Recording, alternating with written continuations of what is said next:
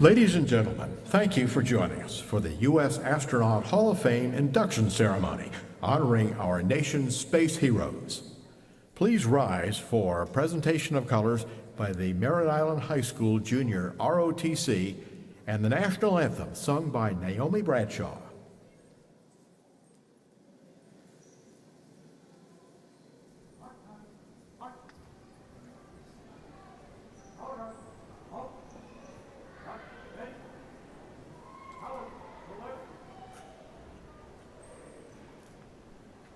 Oh, say, can you see by the dawn's early light what so proudly we hailed at the twilight's last gleaming, whose broad stripes and bright stars through the perilous fight o'er the ramparts we watched were so gallantly streaming, and the rocket's red glare, the bombs bursting in air, gave proof through the night that our flag was still there. Oh, say, does that star-spangled banner yet wave o'er the land of the free and the home of the brave?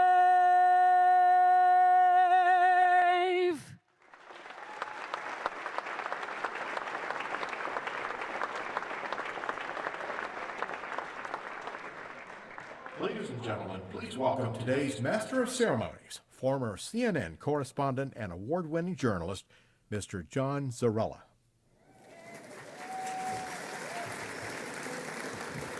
Good afternoon. Are we on? There we are. Good afternoon, ladies and gentlemen. Thank you, Merritt Island High School, Junior ROTC, and Ms. Bradshaw. That was spectacular. Thank you very much again. It is such an honor to once again serve as your Master of Ceremonies for the United States Astronaut Hall of Fame induction. Everybody doing okay? Doing good? All you folks up there? Don't throw anything down on me. Don't you do it. Today we are here to honor two intrepid space explorers, both of whom have flown multiple missions, both of whom have made significant impacts in the sciences and in space travel, both of whom have made the history books as firsts in their fields, and both of whom have flown aboard this very space shuttle, Atlantis. In fact, these astronauts even flew together on an Atlantis mission. Together, Michael Foale and Ellen Ochoa comprise the 16th class of Space Shuttle astronauts to be inducted into the United States Astronaut Hall of Fame.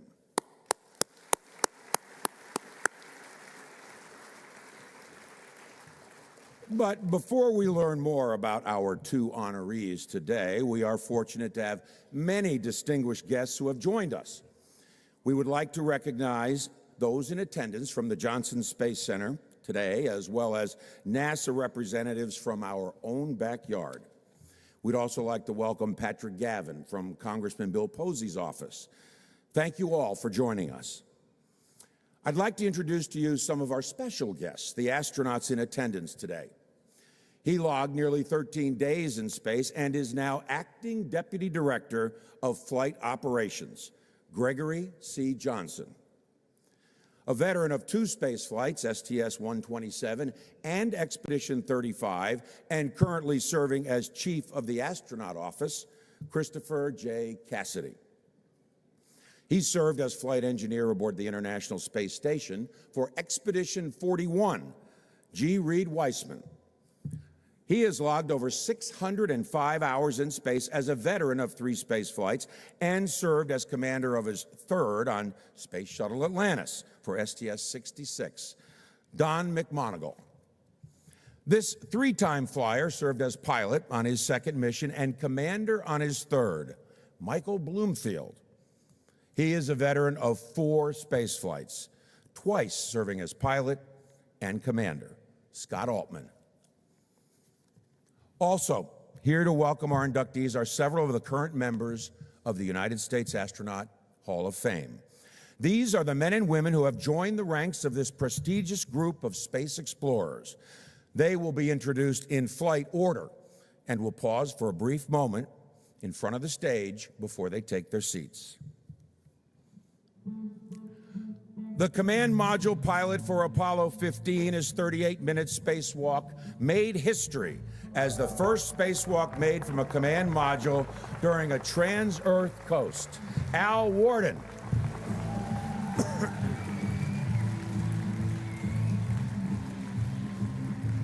He was the lunar module pilot on Apollo 16's mission, the 5th mission to land humans on the moon, and spent a record 71 hours on the lunar surface. Charlie Duke.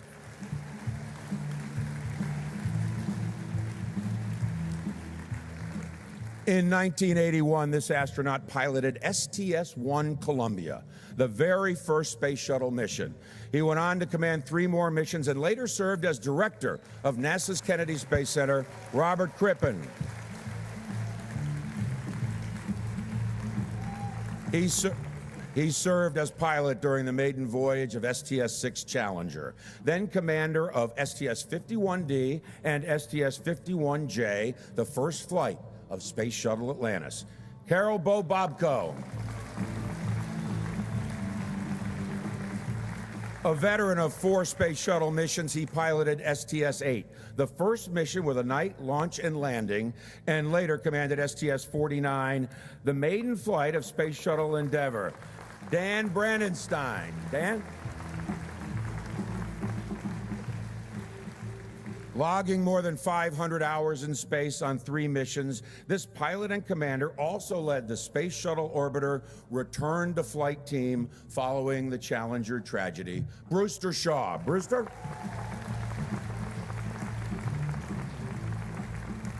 He piloted the first shuttle flight to land on Kennedy Space Center's runway, then went on to command 4 more flights, including the first shuttle mission to dock with the Russian space station Mir. Robert Hoot Gibson.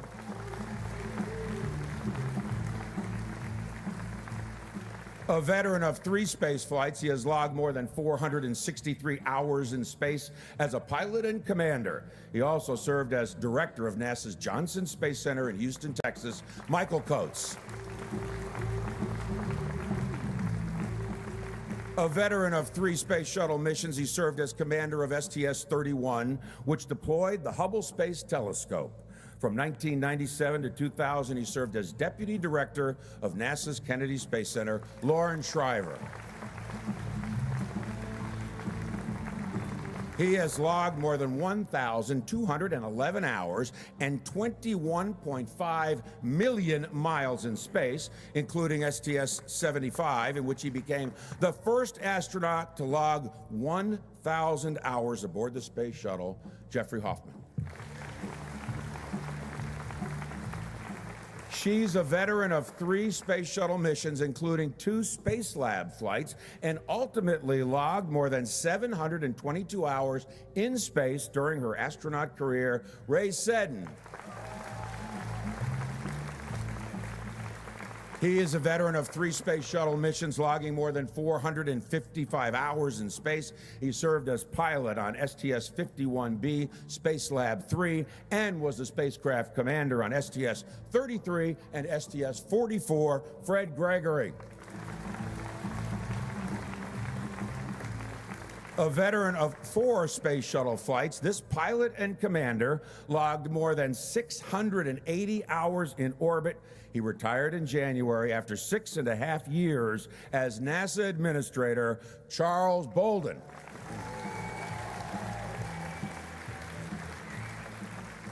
She flew 4 space shuttle missions and logged more than 975 hours in space, including more than 21 hours of extravehicular activity.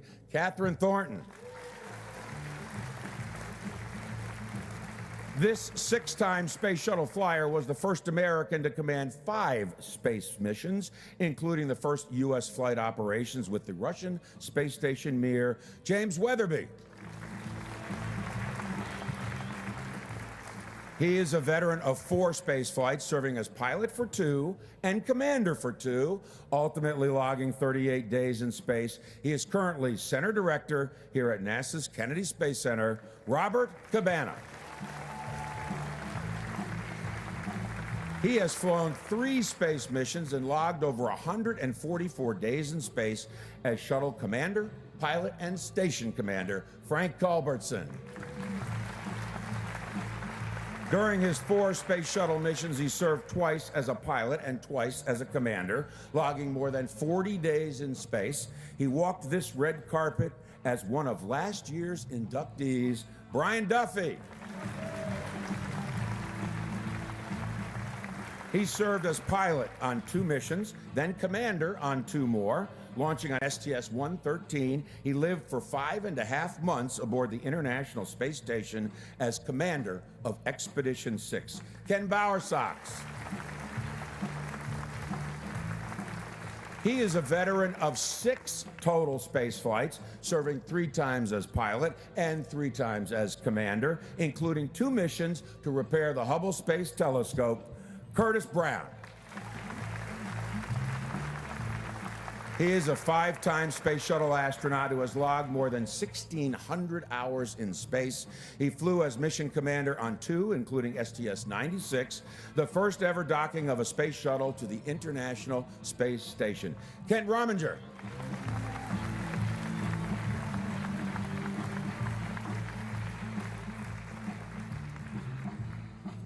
Thanks to all of the distinguished astronauts who have taken the time to join us today.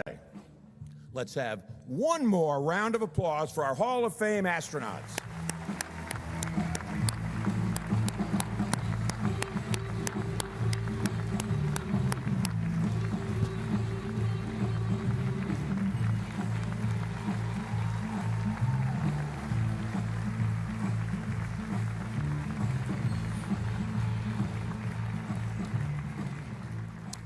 Before we move on with our ceremony, let us take a moment to pay tribute to the 3 astronauts who have passed away since our last induction ceremony. He was one of the original Mercury 7 astronauts who went on to serve in the United States Senate before returning to flight 36 years later aboard the Space Shuttle. He was also one of the founding members of the United States Astronaut Hall of Fame, the incomparable John Glenn. A Gemini and Apollo astronaut, he spent 73 hours on the lunar surface and has the distinction of being the last man to walk on the moon, Eugene Cernan. He was a 3-time space shuttle astronaut and spacewalker who spent 43 hours conducting extravehicular activities, Piers Sellers. Each of these extraordinarily brave men made remarkable contributions to the exploration of space, and their legacies live on.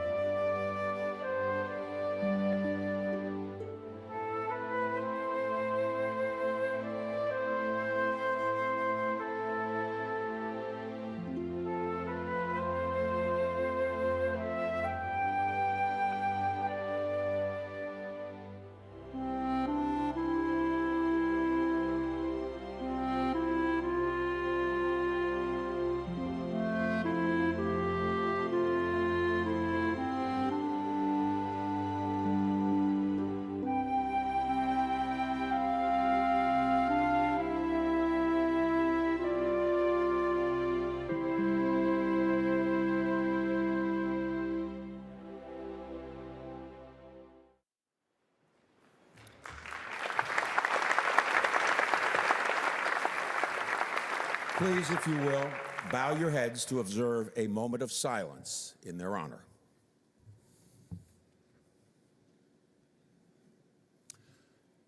Thank you, ladies and gentlemen.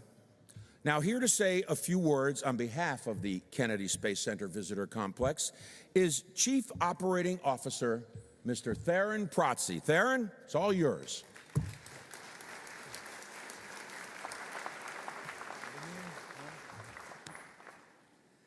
It's always hard to follow John. He's such a phenomenal MC, and the great tribute that we had to those three fallen astronauts. Good afternoon and welcome to today's ceremony. On behalf of more than 60,000 Delaware North associates worldwide, including the entire team here at the Kennedy Space Center Visitor Complex, thank you for joining us today. It is our honor to host today's ceremony to welcome NASA astronauts Michael Foale, Ellen Ochoa into this elite group right in front of us, and to be the space explorers and pioneers of today. At Kennedy Space Center Visitor Complex, our goal is to tell the NASA story in the most compelling and immersive way possible, to give everyone of any age the chance to truly understand the value of achievements that space travel has brought to humankind. Astronauts are an important part of the NASA story. Through their eyes and their experiences, we have all had a chance to appreciate spaceflight as an insider. Those stories are now brought to the life in an entirely new way here at the Kennedy Space Center Visitor Complex. Last November, we opened Heroes and Legends featuring the U.S. Astronaut Hall of Fame presented by Boeing. Through state-of-the-art technology, guests have the opportunity to virtually interact with every astronaut, the heroes, and experience the thrills of our space program like never before. Today's induction is even more meaningful because this is the first class of inductees to join the Astronaut Hall of Fame since its beautiful home opened last November, right here at this facility. If you haven't experienced Heroes and Legends and the new Hall of Fame yet, please take time to visit while you're here today.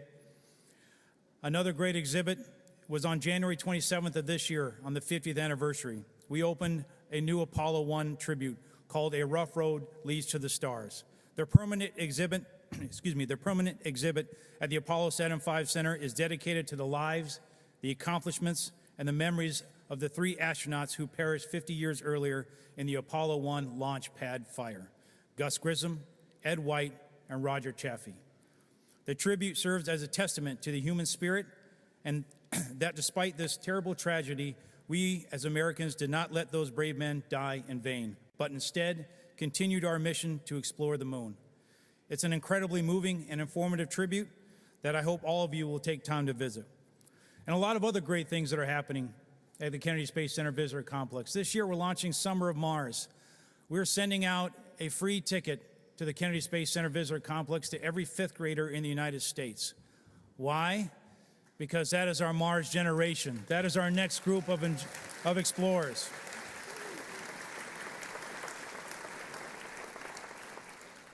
And we want to inspire those young children of our next generation to seek the stars or just to join the space industry. We're also having a lot of fun here. We just built a concept Mars rover that is larger than life, I'll just say. It's a huge vehicle that's going to go on tour throughout the eastern United States here next month. And it is designed for one purpose only: inspiration.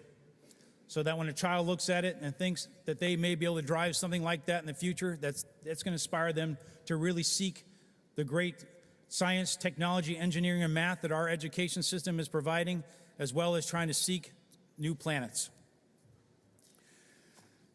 There are even more innovations on the horizon, and we are so excited about the future of this complex. Today's children need to have fun while learning science, technology, engineering, and math in order to become tomorrow's explorers. That is also why we're creating an all-new astronaut training experience, which will open up this fall of this year.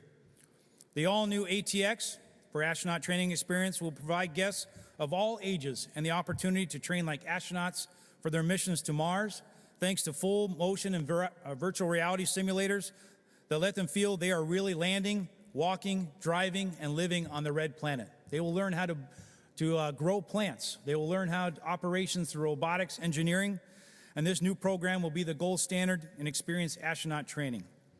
As they finish that training, they're going to go on to the second program, which is now called Mars Base 1, which invites guests to participate in fully immersive missions to Mars and experience life on a prototype Mars base. They will operate robotics, conduct experiments, solve many engineering challenges involved in living and working on Mars. Short of joining NASA's Astronaut Corps, which we hope they do, or just enter the space industry, you simply can't experience astronaut training or immersive Mars simulations like this anywhere else on Earth. We look forward to opening these new programs this fall, and so much more, again, continues to come in the future. I would like to take a moment to recognize the Astronaut Scholarship Foundation and its board of directors. Board Chairman Dan Brandenstein, an amazing man. Thank you, Bran. Thank you, Dan. Executive Director Tammy Sudler and her staff and volunteers for their tremendous contributions for today's ceremony. It is a true honor to be a partner with ASF. On behalf of Kennedy Space Center Visitor Complex and all of our associates, thank you for your years of dedicated service and the incredible job you have done and will continue to do to honor our nation's astronauts. Thank you for paving the way to the next generation's road to the stars. Once again, congratulations to this year's inductees, Michael Foale and Ellen Ochoa. Thank you so much, and John, you're back up.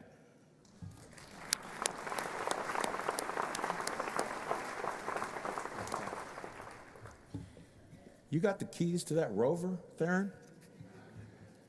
Of course Al's got them. Why am I not surprised? Thanks, Theron. It certainly sounds like a tremendous future and exciting things ahead here at the Visitor Complex. And now, ladies and gentlemen, please welcome Hall of Fame astronaut and Astronaut Scholarship Foundation Chairman Dan Brandenstein. Dan?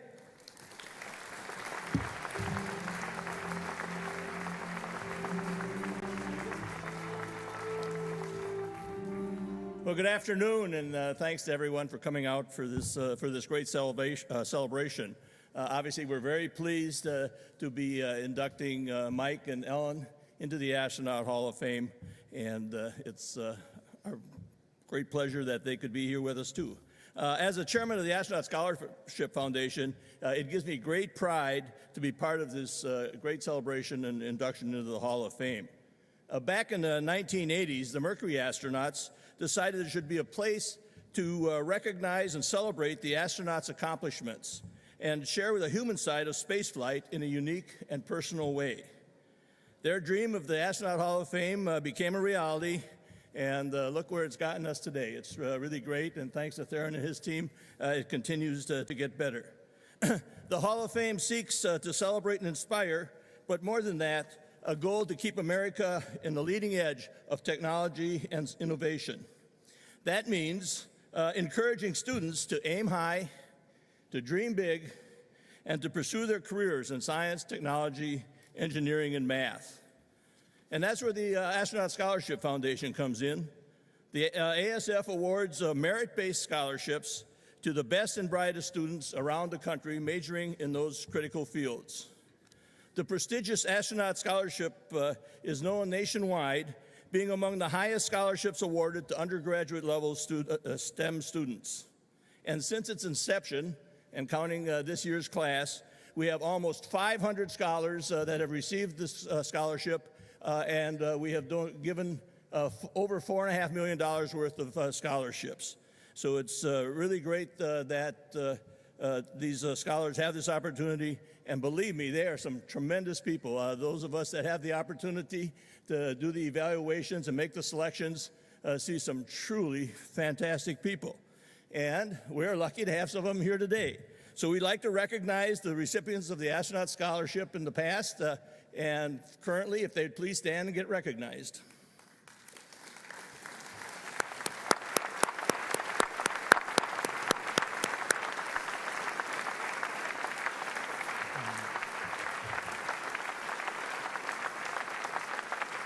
Thank you very much.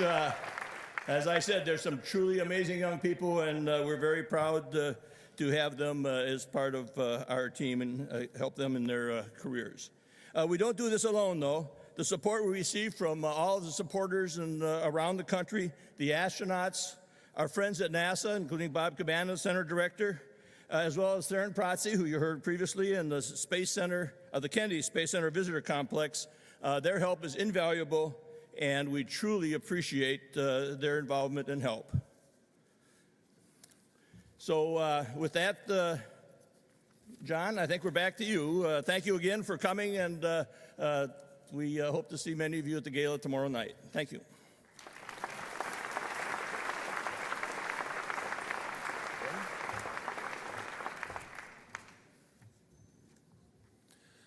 Thank you, Chairman.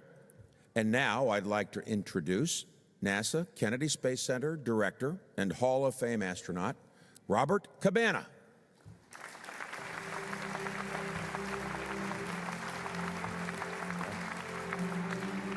Your speech here? No, I'm good. Thanks, John.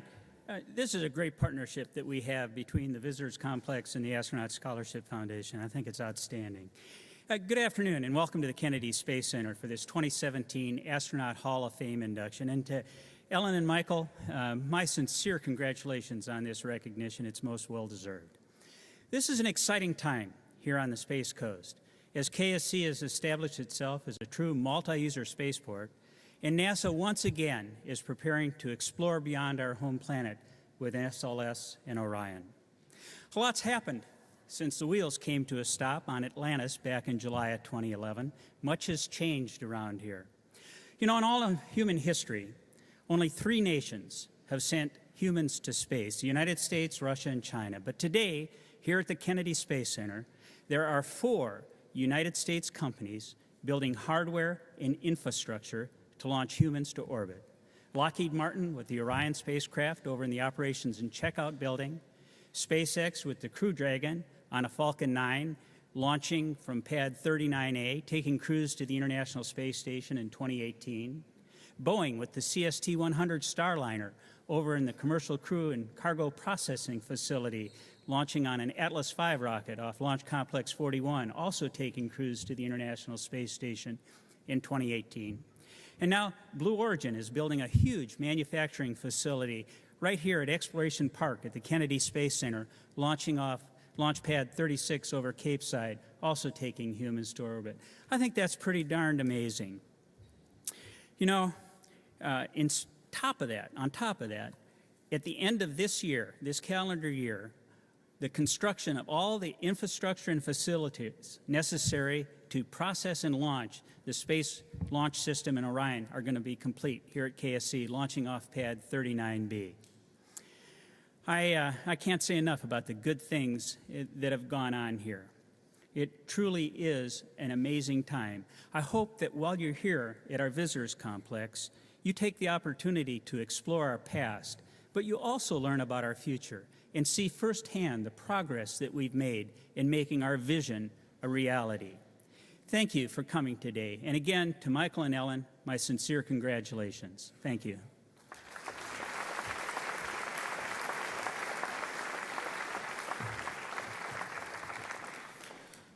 Thank you, Mr. Cabana.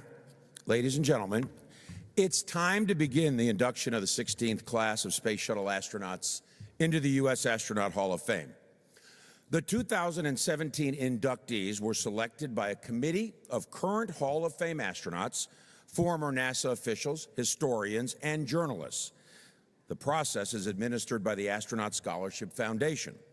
To be eligible, an astronaut must have made his or her first flight at least 17 years before the induction year and must be retired at least 5 years from the NASA Astronaut Corps.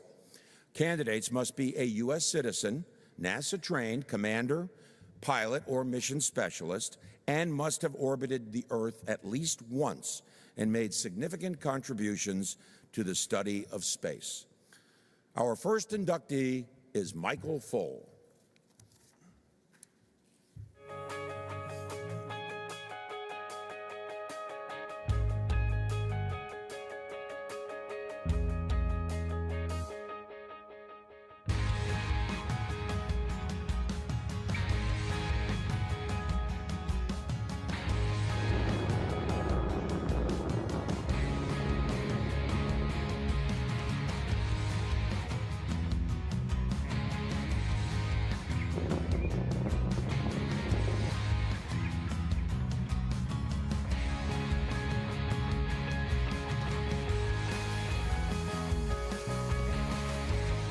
This is looking up at your rocket, and this sends shivers down my spine every time I think about it. We can basically point it out of the window and pull the trigger, and I get a readout on the back of it as to how far away the mirror will be.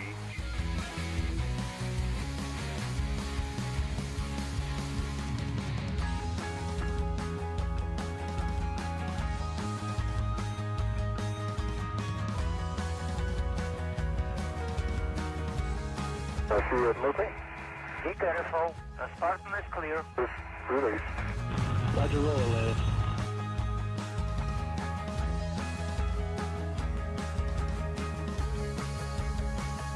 When we thought there was a collision imminent, the thought in our minds was we are going to have to bail out. Then as it became apparent that it wasn't a devastating puncture of the hull of Spectre module, we then proceeded to work together to clear cables and hold a hatch in place over that module's entranceway.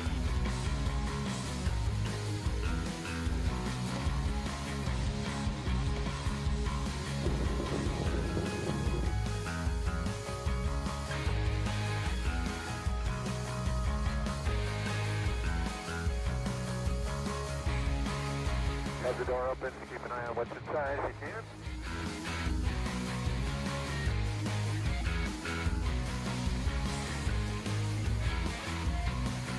Discovery has a go for release of Hubble.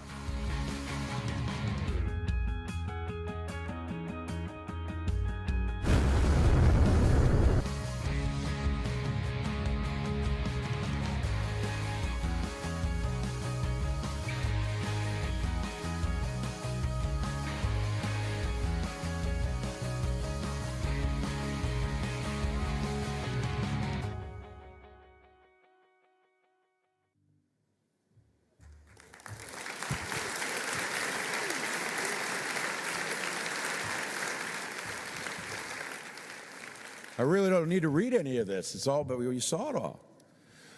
A veteran of 6 space missions, Dr. Michael Foale has spent more than 374 days in space. Not hours, days. More than 1 year of his life in space. Let that sink in for a moment. Of that year, nearly 23 hours were spent outside the spacecraft conducting spacewalks. His track toward space travel began at the University of Cambridge, Queen's College, where he earned his Bachelor of Arts in Physics before moving on to complete a doctorate in laboratory astrophysics. Following his graduate work, he moved to Houston to pursue a career in the U.S. space program. A job at McDonnell Douglas working on space shuttle navigation led him to NASA's Johnson Space Center to work as a payload officer in the Mission Control Center. 4 years later, Michael was selected as an astronaut candidate.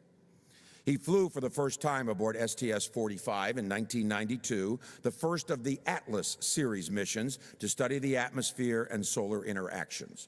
The following year, he flew on STS-56, which carried the Atlas II and Spartan retrievable satellite. His third flight, STS-63, marked the first rendezvous with the Russian space station Mir. It was during this flight in 1995 that he made his first spacewalk.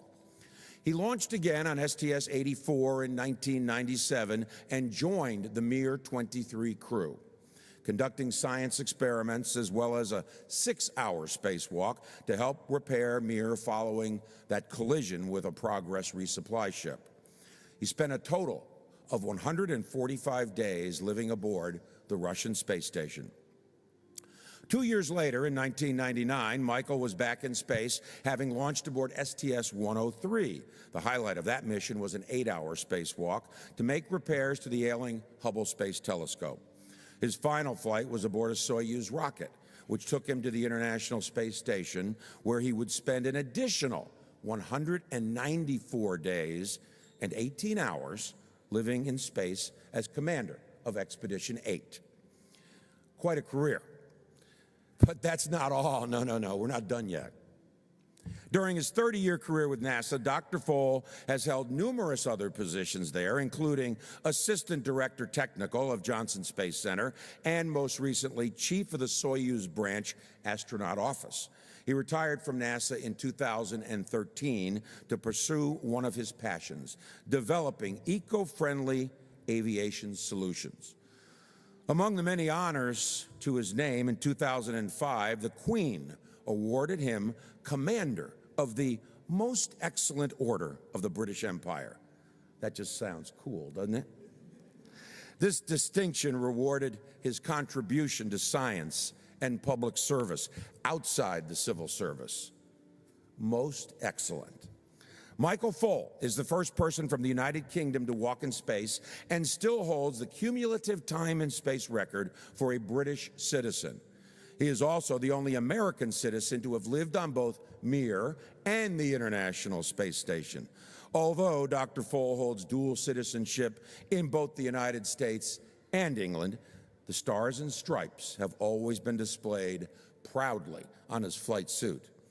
Ladies and gentlemen, the most excellent Michael Foale.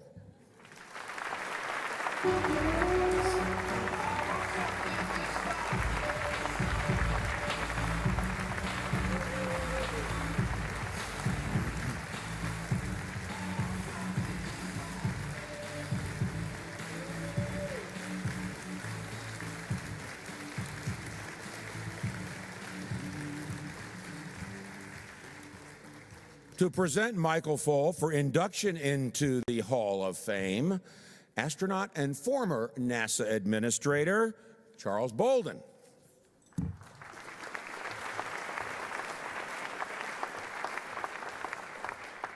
It's quite a privilege and an honor for me to be here to introduce my dear friend Colin Michael Foale for induction as a member of the 2017 class of the Astronaut Hall of Fame. As you've already heard, a British-born astronaut, Mike retired from NASA in 2013 following an amazing career that saw him fly on 6 space shuttle missions, a Soyuz, and 2 space stations. 5 shuttle missions, Charlie. What did I say? 5 shuttle missions, 1 Soyuz, and 2 space stations. All right. Mike was an Air Cadet with the Air Training Corps when he accepted an opportunity to work in the Space Shuttle program, moving to Houston to work with the orbiter's navigation system at McDonnell Douglas. He later joined JSC's Mission Operations Directorate in 1983, working as a payload officer on 4 shuttle missions.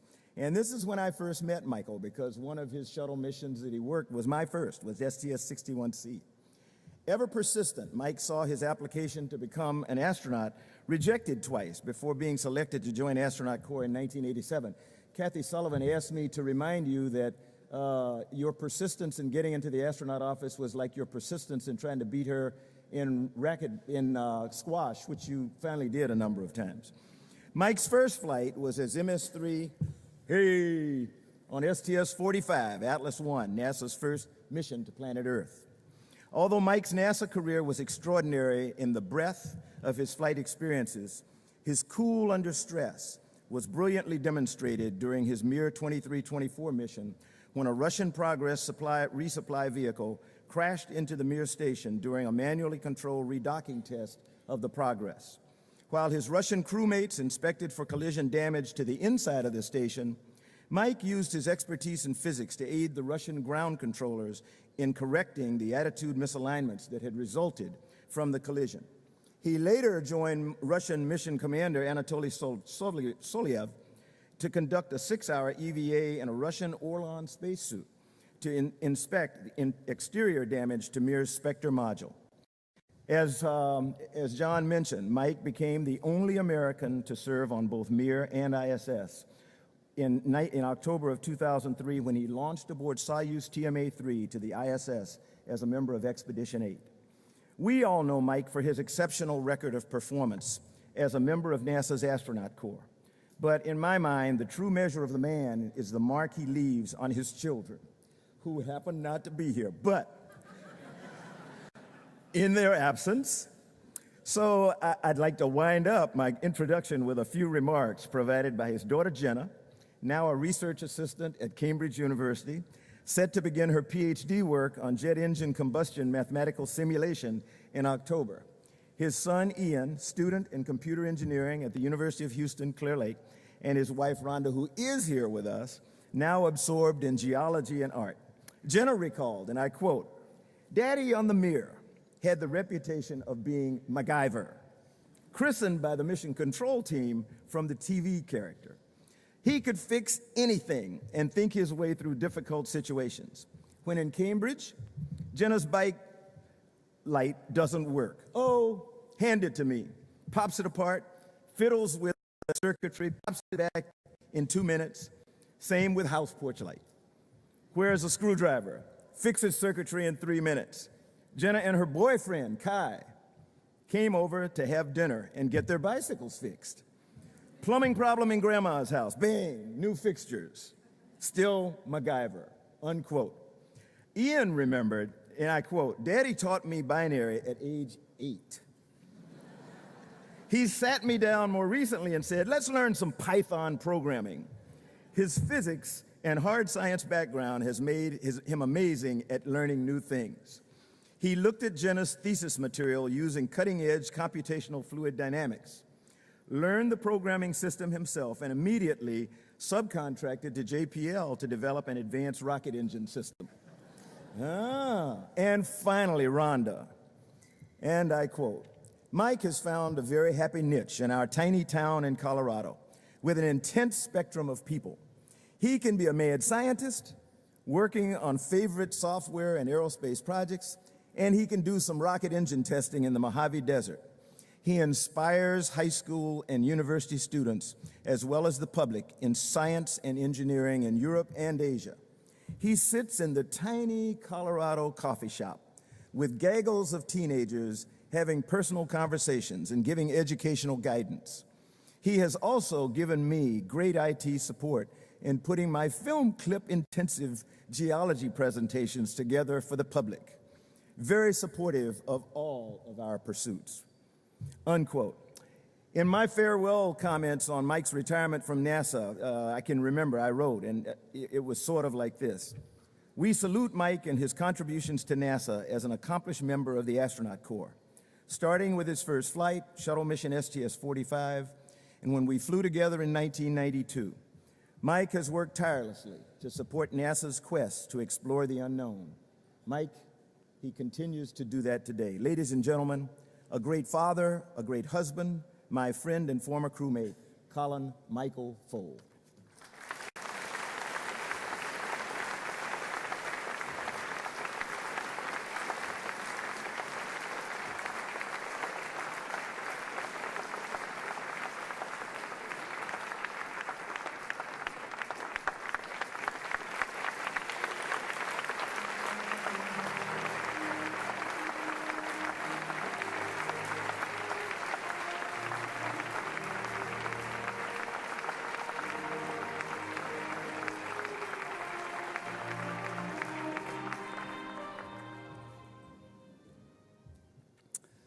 Well, thank you, everybody, for being here. Thank you for the honor. Thank you, Charlie, for those really thoughtful, personal, and welcome words. I returned yesterday from the UK because my mum died 3 weeks ago. But the happy part of this is she died in Cambridge. Before she died, she knew I was going to be honored here.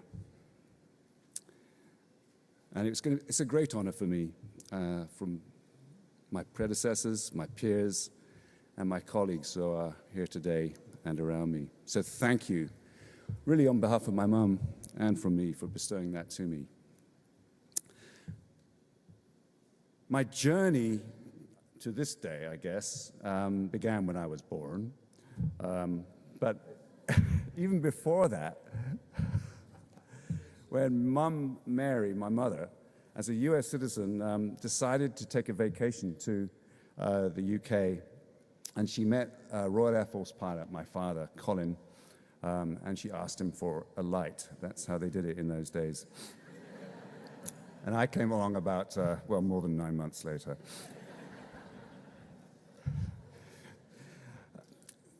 mothers are, my mother was actually, my dad was the hero pilot, and obviously I was very, very impressed by the flying and the noise and the contribution to global warming that he was making with his jet aircraft. But it was Mom in Minnesota, at the Minneapolis-St. Paul. It was the World State Fair. John Glenn, one of our first heroes of this assembly, his capsule was right there, Friendship 7, in front of me, and I was a little 6-year-old boy. And, parents always work hard to set the bit in the child's brain. And my mother said to me, "Michael, would you like to be an astronaut? You could fly in that." And to me, it looked a bit like a charred trash can. But I kind of looked up to the ceiling. No kidding, it really is a space shuttle. But what I looked up to was a model of one. And I think it may have been something like a dinosaur or something like that. But I looked at that and I said, well, maybe I'd like to fly in that one day. Little did I know. My first visit to the Johnson Space Center was in 1982, and I met Bob Crippen. And of course, Cripp was a complete hero for any want-to-be astronaut. And I was in the MCC, I think, being shown where I would work as a payload officer, maybe, one day. And Cripp just came down the aisle, and he saw me. I was completely tongue-tied. I was frozen. And he, with his graciousness, his smile, his charm, made me feel at ease. And I've learned to understand that that is one of the fantastic qualities of the colleagues that I have in the astronaut office. Dan Brandenstein assigned me to my first flight, STS-45, for which I'm grateful, Dan. But he gave me an even greater gift, and that was Charlie Bolden as my first commander of Atlas I. Charlie has become my model on how to respect other people, how to listen to issues, and how to make decisions to resolve them. Truly, he is my model for leadership, followership, and all the other things that go on in making a team work. So thank you, Charlie. Eleanor Cho, I don't know if she's even here. I think she may think I'm going on too long. And I had great fun on STS-56, trying to take and I just remember taking a well-exposed image of her against the shuttle windows as she played the flute, which was really quite remarkable for our crew. Jim Weatherby is here, and he impressed me enormously on STS-63, basically managing a complete change in our flight plan when we added Vladimir Titov from Russia, and we were redirected to fly up to the Russian Mir station to basically go look at it, but not touch it, at least not that time. And then at that point in my career, everything went Russian on me. Not entirely to my liking, I have to be honest. Rhonda and my kids, Rhonda's in the audience here, you've heard that, and Jenna and Ian, who are small then, were brilliant taking on the ordeal of living in Star City for 15 months. And I often show a picture of little Jenna in the middle of the kindergarten, the Jetski Sad, surrounded by all the little Russian kids. They're not all being rude, but they aren't talking to her. And it was all because she wasn't speaking Russian and they couldn't speak English, but they grew to be friends. The journey to Mir on STS-84, that Charlie Precourt, Eileen Collins were the commander and pilot, was a great shuttle crew. But I'll give tribute to Yelena Kondakova, who I had not really met until I came to the US to launch on Atlantis from here. She basically felt the integration need I had to join the STS-84 crew because I've been in Russia for so long. And she also understood my struggle and my anxiety about living on the Mir with two Russian guys, knowing I would have to speak Russian to really make friends. And there are astronauts in the audience who know that feeling. And she was struggling with English, and so she helped me get ready psychologically to be on the Mir station for 5 months. That That mission, I thought, was just going to be a kind of a ho-hum for me research mission, but it wasn't. And the progress collision, the depressurization, the loss of power, and attitude control, I describe it as tumbling, but Frank Culbertson doesn't think it's the same, followed by various attempts of recovery, turned that mission into the most eventful and, I think to some extent, because of the camaraderie I developed with Vasily Tsiblev and Alexander Lazutkin, Sasha, it became one of the most rewarding experiences in a weird and odd way, even though so much trouble befell that mission. Kurt Brown is here today, and he helped make me American again. Not that I could speak it, but he led our crew on STS-103 to basically repair Hubble, put it back to life, right before that overrated climax called Y2K over Christmas of 1999, and we managed to complete the repairs and the upgrade of the computer. And then Columbia happened, so happiness and sadness in our program. And I was back in Russia again, and it's thanks to Rommel. Where is he? Yeah, somewhere over there. He called me up and said, "Hey, Mike, guess what?" And I was launched to the ISS on Expedition 8 with Alexander Kaleri to stay for 6 months. And I've got to say thank you to NASA, to MCC Houston in particular, who were supportive and superb in kind of making my, at least, I won't speak for Sasha, lonely situation much better than it might have been, as we were just two crew members looking after the ISS for 6 months. So yes, I think I have been amazingly fortunate to have had such a varied career, and it's due to the help, the support, the calm leadership and followership of my astronaut colleagues and the NASA team all around us here at KSC and across the country. So thank you to all of you from the bottom of my heart.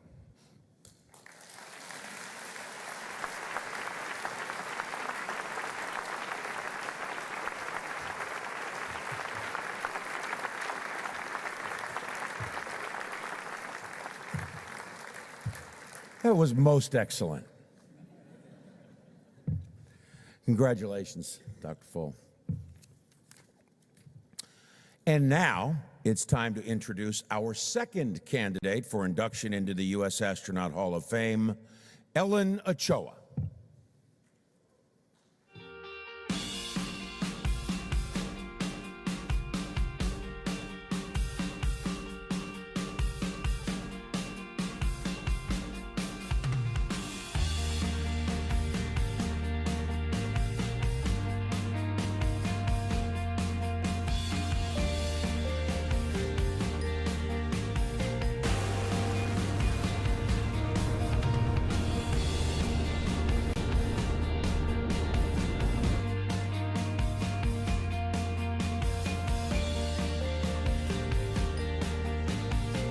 Wanted to try to capture a sunset and just how quickly it happens in the payload bay.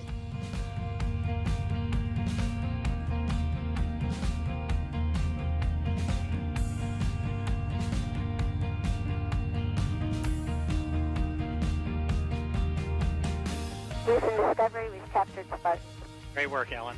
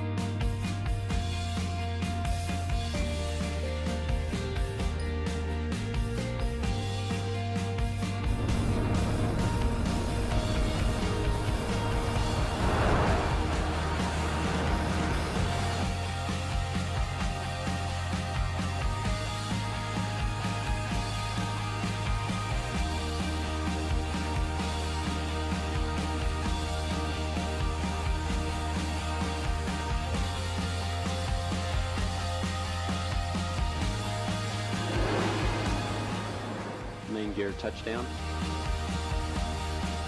Nose gear touchdown. And with Orion, SLS rocket, and the ground systems, those are 3 programs at 3 different centers.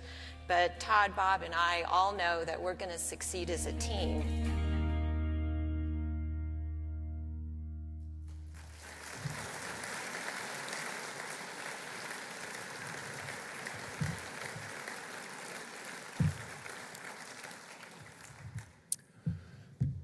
She was having way too much fun up there, I tell you that. Dr. Ellen Ochoa currently serves as the 11th director of NASA's Johnson Space Center in Houston. She has the distinction of being the first Hispanic director of JSC and only the 2nd female director. Ellen's NASA journey began in 1990 when she was selected as an astronaut candidate. She has flown aboard 4 space shuttle missions and has logged more than 978 hours in space. She first flew in 1993 aboard STS-56 Discovery, becoming the first Hispanic woman to go into space.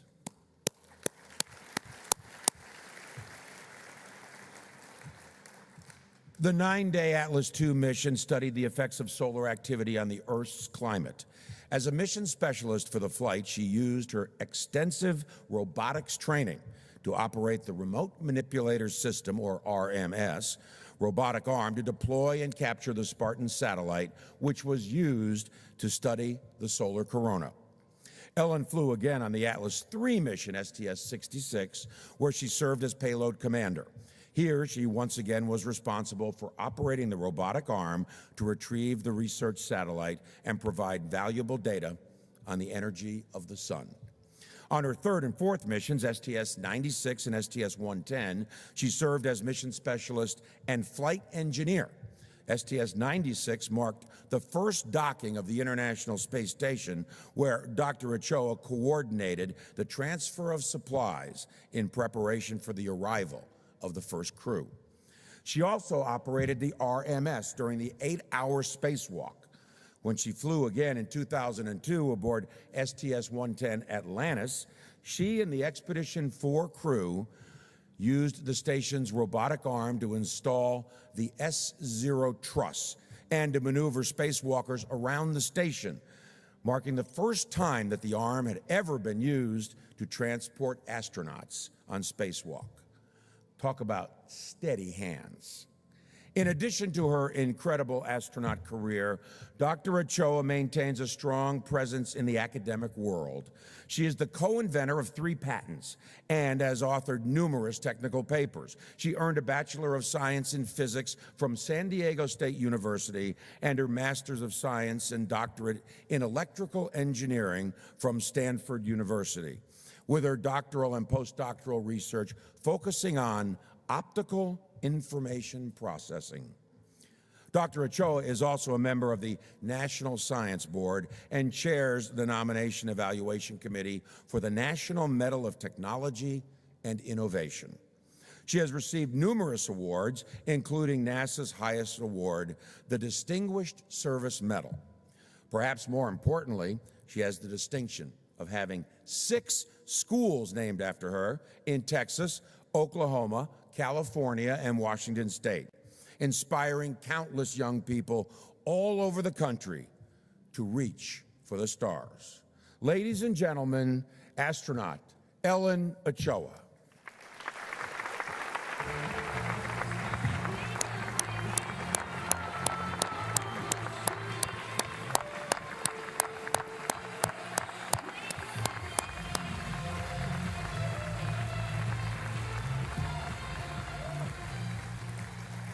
To present Ellen Ochoa for induction is Hall of Fame astronaut Michael Coates.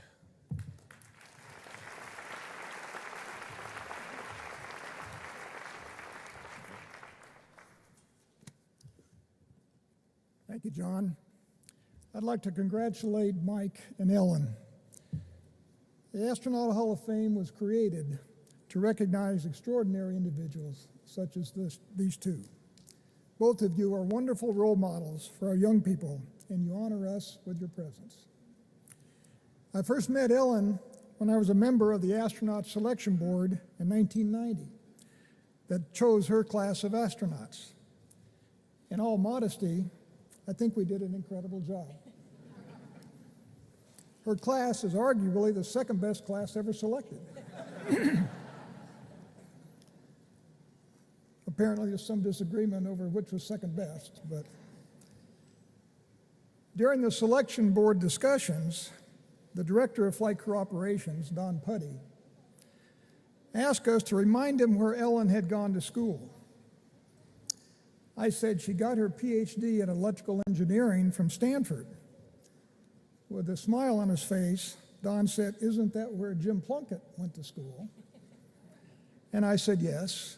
And he said, "And Jim Plunkett won the Heisman Trophy." And I said, "Yes." And Don said, "So Stanford is a jock school." I said, "Do you have something against jock schools?" And Don's answer was, "Oh no, not everyone can go to Oklahoma." So just think, Ellen, if you had gone to Oklahoma, maybe you could have made something of yourself. Now, Ellen is obviously one of the best and the brightest that this nation can produce. But what really impressed those of us on the selection board, and has impressed me ever since, is her coolness and poise under pressure. Whether it's the time-critical and complex operations during her 4 space shuttle missions, or testifying before Congress, or deliberating over difficult personnel decisions, Ellen is always thoughtful, well-informed, and decisive. Her outstanding leadership skills have benefited our space program during some very turbulent times, and hopefully will continue to do so for many years to come. A few years ago, when the deputy director of the Johnson Space Center, some guy named Bob Cabana, deserted me to go back east somewhere, I had to pick a new deputy director. Replacing Bob wasn't easy. He had big shoes to fill. But fortunately, JSC had a host of well-qualified candidates. At the top of my list was our Director of Flight Crew Operations, Ellen Ochoa. When I asked her if she'd like to become the JSC Deputy Director, she gave me what I call the look. Now, I don't know if Coe and Jordan or Wilson know what I'm talking about. Apparently they do. But she didn't say a word. She just stared at me with a look that could have stopped global warming in its tracks. She was obviously thinking very hard about how to decline my offer tactfully without ruining her career. It immediately dawned on me that I had miscalculated, and I quickly said, "Let me rephrase that question. Congratulations, you are now the new JSC Deputy Director."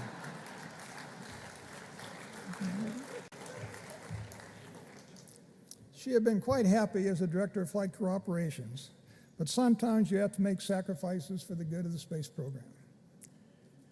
As the JSC Deputy Director, just as Bob Cabana had done, she made my job as Director so much easier, for which I was and will always be eternally grateful. When it came time for me to retire, NASA Administrator Charlie Bolden was gracious enough to ask me for a recommendation for my successor. I didn't hesitate to tell him Ellen would be a terrific choice. And he said, "Yeah, I kind of thought you'd say that, and I agree completely." He then gave me the very great honor of announcing Ellen as my successor. As a veteran of 4 space shuttle missions, and of course as the 11th director of the Johnson Space Center, Ellen's accomplishments are many, including having 6 schools named after her. But perhaps one of her most notable accomplishments is that she married a man who likes to cook. Coe is a successful lawyer, but he's also a trained chef. Perhaps we should create a Hall of Fame for astronaut spouses. I think I got a second on that. It now gives me a great deal of pleasure to induct one of our nation's finest, Dr. Ellen Ochoa, into the Astronaut Hall of Fame.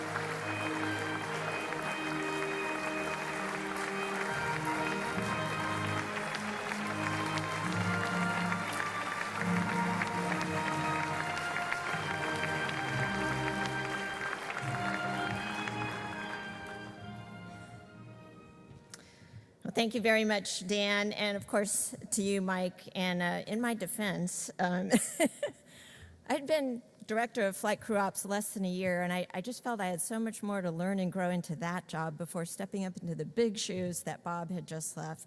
That was the only reason for that hesitation.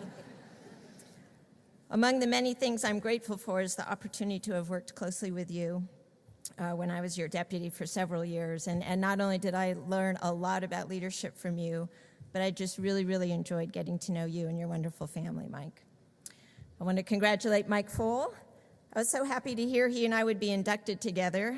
When he and I flew together on STS-56, he, of course, had already had one mission. He passed on all kinds of helpful information that helped a rookie like me really know where to focus and hopefully not be too surprised when the actual flight happened, because being surprised in space is rarely a good thing, as you found out. And I appreciate you took that picture of me playing my flute in space. That was the only mission I got to take my flute up on. It was part of an educational video, and the picture you shot is one I have used many times for people interested in music. I don't have the luxury of thanking everyone who has been important to me on my own journey. It's a very long list, so I'll mention just a few today. People who know me know how important my mom, Roseanne Ochoa, was to me. While she's no longer with us, she was able to see all of my launches and followed my missions minute by minute. She loved everything about it. I'm so glad to have my three brothers here, Monty, Ty, and Wilson, along with my sister Beth, who died a few years ago. They've always been there to share in my life and support me. And I would like to thank all of my other family members and the many friends who traveled to support me today. Graduate school at Stanford is what really set me on the path to NASA. The space shuttle flew for the first time near the end of my first year at Stanford. My close friends, Amin and Dave, were some of the only people I told about my new ambition, and I appreciate that they didn't laugh. My thesis advisors, Joe Goodman and Bert Hesselink, were not only my research mentors there, but encouraging in many ways early in my career. My first NASA job was at Ames Research Center, and it certainly helped me in a number of ways toward astronaut selection. But it was really most notable for being where I met my husband, Co Miles. He's been by my side ever since, and his love and support have meant everything to me. I love that he's an engineer, among other things, as you heard, a lawyer and a chef, and can understand what I'm doing and why I'm doing it. Our family escort on my first flight told me Co was the only spouse he'd ever seen who had a stopwatch during the launch, along with all the times that the abort calls are supposed to be made. And he was verifying call by call what mission control was doing and making sure they were all coming out at the right time. After we had kids, he had the difficult job of being the only parent when I was off training or in flight. We were blessed with a wonderful nanny, Ann Brown, but there's no question that Co's job was a lot harder than mine during those times. I'd like to thank our wonderful kids, Wilson and Jordan. They were too young, really, to enjoy my missions, or not even born yet for most of them, but I have tried to share my space adventures with them and encourage them to explore their own interests. Parenthood, while being much more personal, is clearly an even bigger adventure than space exploration. There's no way to adequately thank everyone in the astronaut corps, colleagues, friends, crewmates, including those still in flight ops who came today to share in this moment. Thank you for coming, and three of my commanders also came today. I really appreciate that. I remember that one of the first pieces of advice I got when I joined the astronaut office was said, okay, don't worry, there's really only two ways to mess up as an astronaut. Number one, failing to follow the procedures exactly as written, and number two, following the procedures exactly as written. So, it took me a little while to figure out what I should do with that advice, but in time and following the example of all my colleagues, I believe I was able to develop the in-depth knowledge and judgment that it was referring to. And of course, their camaraderie has made the journey so memorable and fun. You can hear a lot about what Mike and I accomplished in our missions and what those missions were about, but I can guarantee you that when we think about them, what we're thinking about is the people. Just as I'd hoped when I first started thinking about the astronaut corps, I got to participate in conducting science research in space on my first 2 missions. I remember talking to one ecstatic scientist after we landed and asked him, what could we do to help his research? And he said, stay in orbit longer. So then I had the good fortune of being on 2 missions that helped assemble the International Space Station, which today is an absolutely incredible laboratory in space that's been continuously inhabited for 16.5 years. It's a thrill to be welcomed into the Hall of Fame today along with Mike. I'm very grateful to the KSC Visitors Center, the Astronaut Scholarship Foundation, and to all who support it. While the spotlight today is on astronauts, we know we're simply the ones who represent everyone in the NASA community who have made NASA's accomplishments possible. And that the biggest role we play throughout our careers and actually throughout our lives is in inspiring the next generation, including astronaut scholars who will go on to accomplish more than we can imagine. I'm so thankful to have spent the last almost 30 years being a part of the NASA crew. Thank you.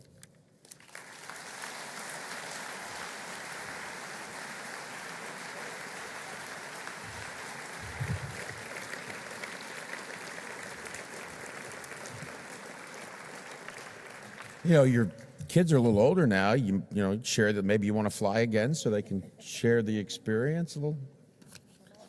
She's all for it. Ladies and gentlemen, may I present to you once again the 16th class of astronauts to be inducted into the United States Astronaut Hall of Fame, Michael Foale and Ellen Ochoa.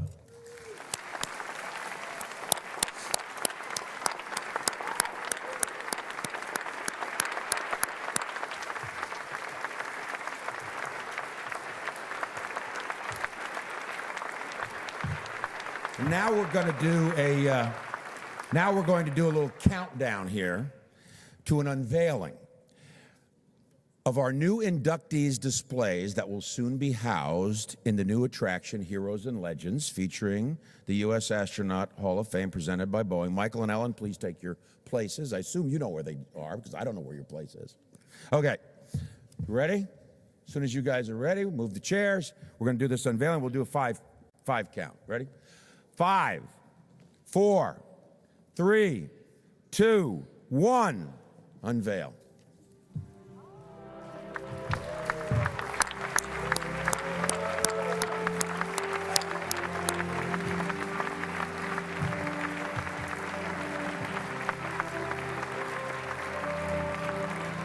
Once again, I present to you Michael Foale and Ellen Ochoa, the newest Hall of Fame astronauts.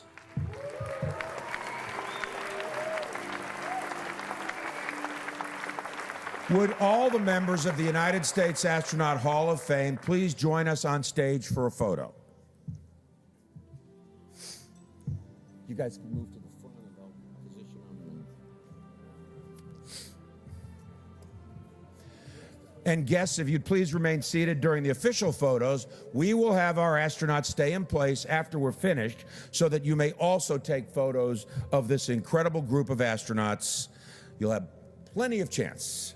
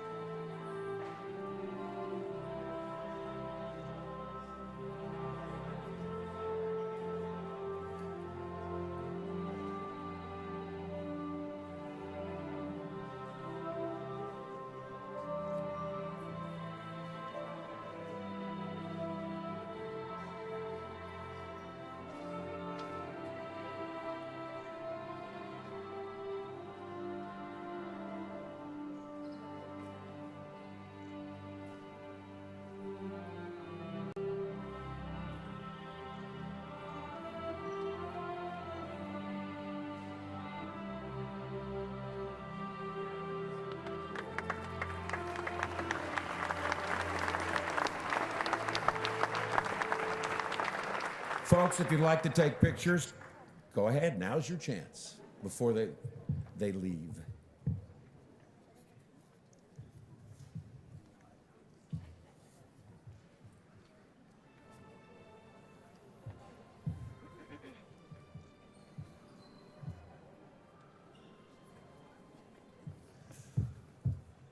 It has been my pleasure to be with you today on behalf of Kennedy Space Center Visitor Complex and the Astronaut Scholarship Foundation and Al Warden. Thank you for joining us for this historic ceremony. Please remain standing as the Hall of Fame astronauts make their grand exit.